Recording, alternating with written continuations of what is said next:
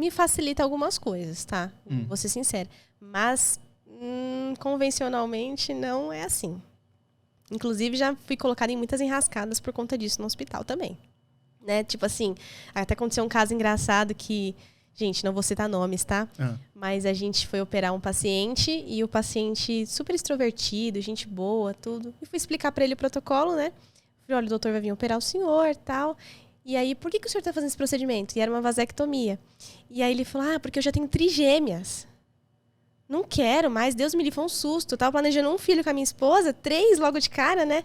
E eu, assim, chocada pelo trigêmeos. Eu falei, meu Deus, imagina o trabalho. Chocada com a história do cara, né? Comentei com o doutor na hora da cirurgia. Eu falei, doutor, fulano tem trigêmeas, tal, por isso que ele quer fazer a vasectomia, que é, enfim, a cirurgia para não ter mais filhos, né? E aí o doutor, tá bom. Quando a gente abriu o paciente, não tinha como ele ter tido filhos.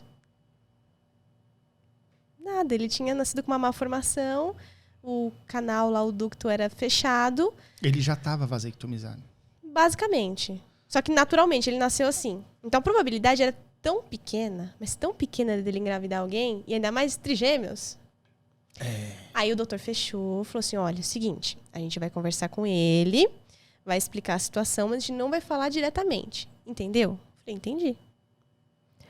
Falei, doutor, posso tomar café? Não quero participar disso. Porque assim, a minha cara tava falando que... E a mãe tava lá com um carrinho de trigêmeos. Esperando o cara do lado de fora. Tu chegou a olhar pros trigêmeos assim, será que parece? Porque... Não sei se foi da minha cabeça, mas não parecia nada.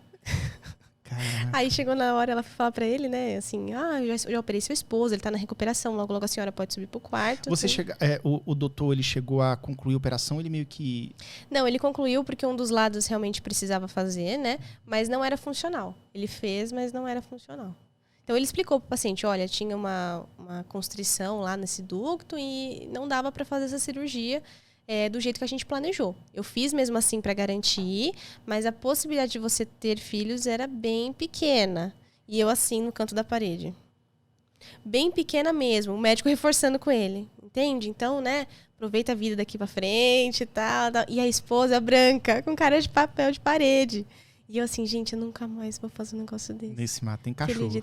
Tem cachorro. Coisa tem aí. Então assim, a minha cara foi, dá licença um pouquinho, estão me chamando lá embaixo, eu vou sair. Mas aí depois tomei bronca, né? O médico falou, você tem que melhorar essa cara. Você não pode fazer isso. O paciente vai perceber. Eu falei, doutor, mas o senhor, né, não ajudou muito, né? Então, esse tipo de situação no dia a dia acaba sendo complicado. Porque a gente acha que tá fazendo uma cara e tá fazendo outra. É muito transparente, né? Muito. E aí, às vezes, a gente tá assim, tô super animado na festa. E, na verdade, eu tô assim, por fora, né? Aquela cara de... Eu me irrito, às vezes. Eu também fico assim... Por dentro eu tô vibrando. Mas a boa. minha cara é de paisagem mesmo. Aí pergunta, você tá bem? Eu falei, porra, velho, tô bem. A terceira vez que você me pergunta isso. Eu não tô pulando igual você, mas eu tô por dentro, eu estou pulando pra caramba. 3 metros de altura. Mas é complicado. E eu sou meio ruinzinha de expressão facial, né? Então, pelo menos com o marido, eu fico perguntando, tá legal? Você tá com dor? Tá bravo? E eu não entendia por que eu perguntava tanto. Porque assim, eu analiso mais...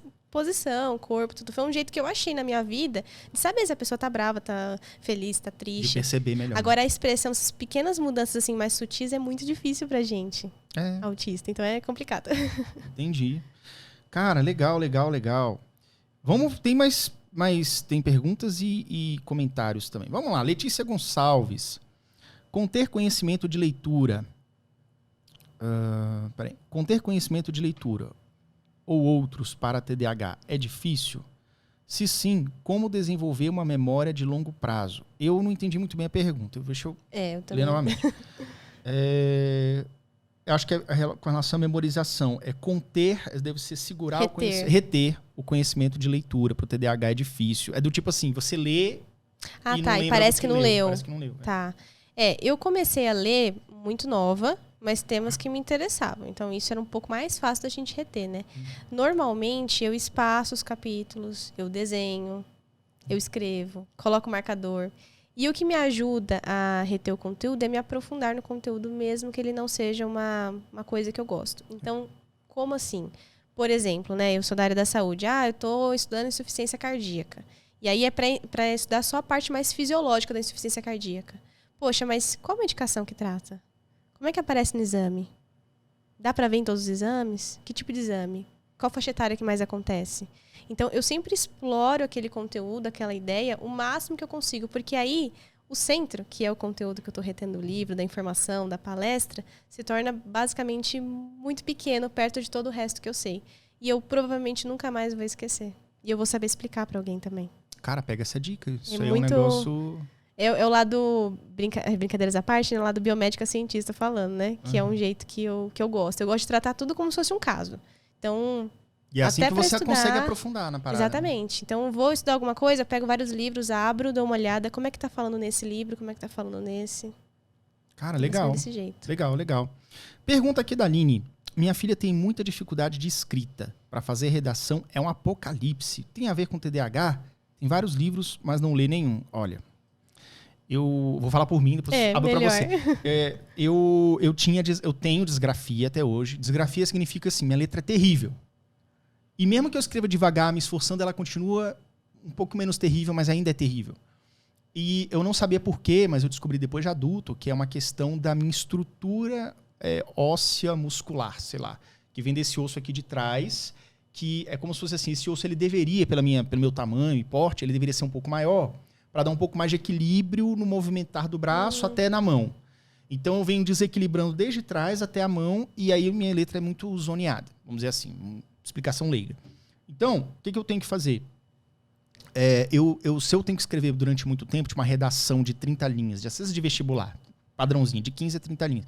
Cara, eu saio com a mão doendo, porque é um esforço terrível, é muito ruim, então eu meio que evito. Leitura, é tanta dispersão que eu não dou conta. E aí que tá, o primeiro livro que eu dei conta de ler de cabo a rabo, não tem nem 10 anos isso, tem alguns anos atrás, e foi um livro que foi um audiolivro. Eu comprei o livro físico, eu achei ele tão interessante, eu li 3 capítulos. Depois que eu leio um livro, 3 capítulos, eu começo que saco, eu começo a jogar ele para escanteio. Eu achei dentro, não, cara, eu quero ler esse negócio até o final. Aí eu achei ele um audiolivro no YouTube, um cara lendo ali no microfone, tudo, era 6 horas de leitura. E na época do YouTube, né, há muito tempo atrás, não tinha esse negócio de acelerar. Não tinha. Aí, cara, eu ouvia 6 horas. Eu ouvi, tipo, 1 hora por dia. Em 1 semana, 2 semanas, eu ouvi inteiro o livro. Eu fiquei fascinado com aquilo. Hoje eu tenho uma outra técnica, que é eu leio o livro por capítulos e vou pulando mesmo. Então eu consigo ler um livro inteiro, eu leio o capítulo 1, depois 3, depois 10, depois 7, depois... Não importa. Eu consigo absorver o conteúdo do livro pulando os capítulos mesmo, né? Enfim, é isso. Esse é o meu caso. E, Ellen, com relação... Vou ler até de novo a pergunta dela. A minha filha tem dificuldade com escrita para fazer redação apocalipse, e se isso tem a ver com TDAH. Ela também tem livros e não dá conta de ler. O que você acha, assim? Olha, eu fui uma acumuladora de livros por muito tempo, viu? Comprava, não lia. Porque, assim, quando eu era criança, eu lia muito rápido, eu lia bem. Só que aí a gente cresce um pouquinho, escola começa a obrigar a gente a ler literatura clássica, aí fica um pouco mais difícil, né? Eu leio por capítulos, mas eu gosto sempre de fazer como se fosse um skimming, scanning no livro. Então, eu faço uma varredura para saber o que eu devo esperar do livro. Exatamente. Já vai passando o olho. Eu olho os capítulos, dou uma olhada geral, vejo se tem figura, o tamanho do livro, tudo. Eu realmente olho toda a anatomia do livro antes de começar a ler ele. Isso me ajuda a questão da previsibilidade. Então, quando eu estou na página 50 e o livro tem 200, eu sei que falta, ok. Então, eu já me preparo mentalmente para isso. Então, para mim, é essa a questão. Agora, da redação, gente, não é exemplo que eu vou falar, tá? Mas sempre que eu prestei vestibular, eu nem rascunho eu fazia. Porque eu era o tipo de pessoa emocionada que fazia o rascunho e quando ia passar limpo, eu fazia outra redação. E saía com a mão zoada, né? Então, eu sempre colocava as ideias em tópicos, mesmo assim, em lápis, e aí pegava esses tópicos e destrinchava nos outros parágrafos. Leitura ajuda? Ajuda. Só que repertório ainda é mais significativo para a redação do que a leitura de fato. Tanto é uma coisa que eu até brinco com os meus alunos hoje em dia de vestibular, é assim, você não precisa ler um livro para fazer questões de prova de um livro. Você precisa ler a análise dele. Então, se atente à análise de conteúdo, análise de livro para fazer redação. Porque a parte da gramática, da letra, é importante? Mas não é o que vai determinar se sua filha ser aprovada ou não. É mais a questão do desenvolvimento mesmo da ideia. Legal, sensacional. Tem uma pergunta aqui da Priscila. Qual a diferença entre TEA e TDAH? Acho que a gente pode resumir isso com relação a traços, né? Assim, o TDAH, para mim, ficou mais ligado à desatenção e à hiperatividade mental. Ficou um pouco mais isolado, né? E a questão da disfunção executiva, que eu era um caos para fazer qualquer coisa. O TEA, ele tem muita questão sensorial. né? A gente tem a rigidez cognitiva. Então, a questão dos imprevistos, de opiniões muito bem formadas, de rotinas extremamente metódicas, que até se assemelham ao toque. E o TDAH já não apresenta essa questão, né? Então, assim, para mim, falando dos meus sintomas, eles são bem opostos, mas se juntam na questão social também. E de inadequação, né? Enfim, dificuldades de aprendizagem e todo o resto. Isso é um pouquinho compartilhado, né? É.